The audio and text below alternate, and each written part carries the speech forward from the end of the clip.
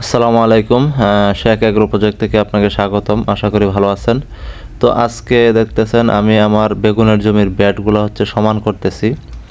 তো মালচিং করার আগে সর্বপ্রথম কাজ হচ্ছে আপনার বেগুনের জমির যে ব্যাডগুলো আছে এগুলো সুন্দর করে কবরের মতো করে নিতে হবে। কবরের মতো বলতে দেখতেছেন আমি কিভাবে করতেছি, মানে ব্যাডের যে দুইটা সাইড আছে ওই দুই সাইডের মাটিগুলা ভাঙ্গে উপরের দিকে উঠায় একটু কবরের সিস্টেম, অর্থাৎ বুকটারে টান টান করে দিতে হইব।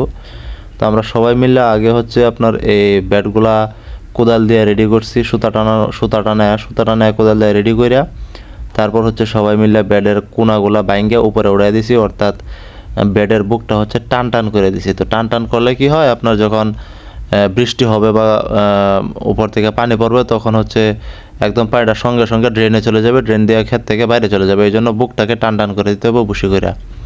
তো এখানে আমি দুইটা মালচিং অর্ডার করছিলাম। মালচিংগুলো আইরিশ কোম্পানির, বিশ্ববিখ্যাত ব্র্যান্ড আইরিশ কোম্পানির মালচিং। এটা 3 ফিটের কিছুটা উপরে পাশ আর 300 মিটার লম্বা। প্রতি মালচিংয়ের পেপার প্রায় 6,000 টাকার মতো লাগছে, প্রায় 6,000। তো এখানে আমার 50% জায়গা অনেকের প্রশ্ন থাকে যে একটা মালচিং দিয়া কতটুকু জায়গা হয়। তো আমি এখানে পরীক্ষামূলক একদম মানে হাতে কলমে যেটা আমি দেখছি, এখানে আমার 3 ফিটের মালচিং দিয়া 300 মিটারের 50% জায়গা হয়েছে।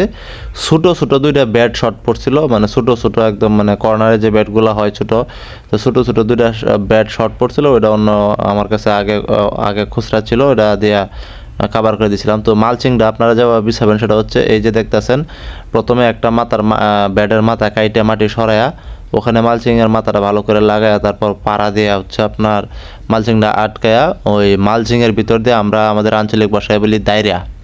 ওখানে একটা পাইপ থাকে মালচিংয়ের মধ্যে, ওই পাইপের ভিতরে দায়রা ঢোকায় বা আপনি একটা বাঁশ বা যে কোনো কিছু ঢোকায় যেটা দিয়ে ঘোরায় নিতে পারবেন। ঢোকায় এই যে দুজনে টান দিয়ে আপনার মালচিংটারে আমরা বিছাইতেছি। তো ওই মালচিংয়ের ওই মাথায় মাটি চাপা দেওয়া হয়েছে, এখন এই মাথায় মাটি চাপা দেওয়া হবে। তো দুই পাশে ওই পাশে মাটি চাপা দিয়া এই মাথায় আইসা আপনার মালচিংটা মুট করে ধরে টান দিয়ে আপনার মাপ দিয়ে নিতে হইব। কারণ মালচিংটা আপনার অবশ্যই টান টান করে বিছাইতে হইব। আর যে আপনারা দেখতেছেন আমি কিভাবে টান দিয়ে মাপ নিছি আগে, যে কোন পর্যন্ত টান দিয়ে নিলে কোন পর্যন্ত নিয়ে কাটলে সবচেয়ে ভালো হবে।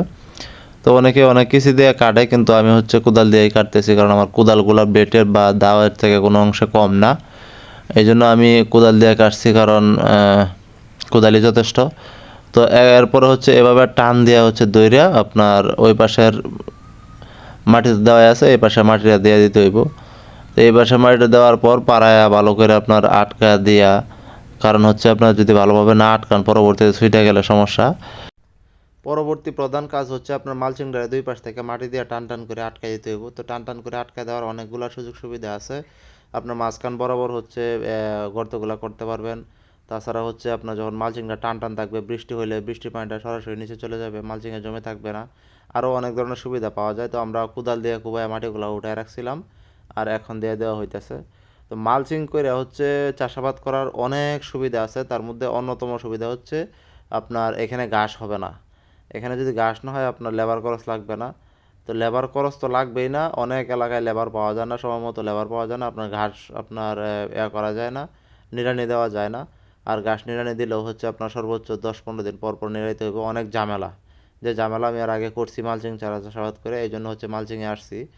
আর এরপরে বলতে পারেন যে মালচিং দিলে হয়তো আপনার ঘাস হবে, নিড়ানি দিতে হবে ওই ড্রেনে। তো ড্রেনে লাগে না। ড্রেনে আমি যেটা করি সেটা আপনার ওই যে ঘাস মারার যে ওষুধগুলো আছে, এই ওষুধগুলো আমি ব্যবহার করি।